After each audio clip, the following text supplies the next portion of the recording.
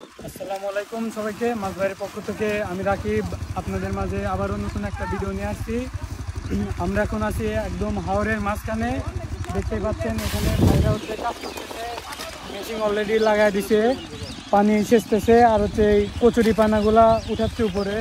দেখতেই পাচ্ছেন চারিদিকে ঘন কুয়াশা, এই ভরা শীতের মধ্যে আপনাদেরকে আমরা দেখানোর চেষ্টা করতেছি। একদম হাওরের মধ্যে অনেক দূরে একদম মাঝখানে এই বাইরে শীতের মধ্যে খালি গায়ে হয়ে দেখেন কাজ করতেছে, কত ঠান্ডার মধ্যে। আজকে এমনিতেই ঘন কুয়াশা, অনেক শীত, চারিদিকে প্রচণ্ড কুয়াশা আর হচ্ছে বাতাস আছে, যার কারণে অনেক শীত।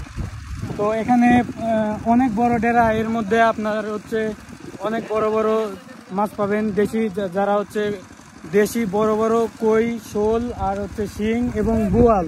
এখানে বিলের যে অরিজিনাল বোয়াল মাছ এবং হচ্ছে আপনার হচ্ছে শোল মাছ 1 কেজি 1.5 কেজির এরকম 2-3 কেজি সাইজের যারা বোয়াল মাছ নেবেন আপনারা এক্ষুনি অর্ডার করতে পারেন, আগামীকালকেই ইনশাল্লাহ মাছ পেয়ে যাবেন।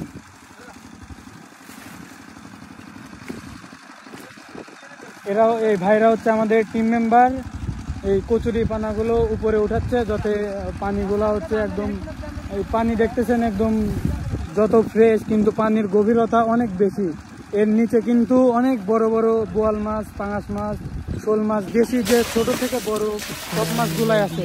চারিদিকে দেখেন ভাই, একটু ঘুরে ঘুরে দেখান তার পাশটা, যেখানে ধান জমিও আছে একদম হাওরের এখান দিয়ে কিছু জমিও আছে, ফসল আবাদের চাষাবাদ হয়। আর এই খালগুলাতে বেসিক্যালি হচ্ছে বিলের যে মাছগুলা একসাথে হচ্ছে জড়ো হয়, তারপরে এখান থেকে ধরা হয় মাছগুলো।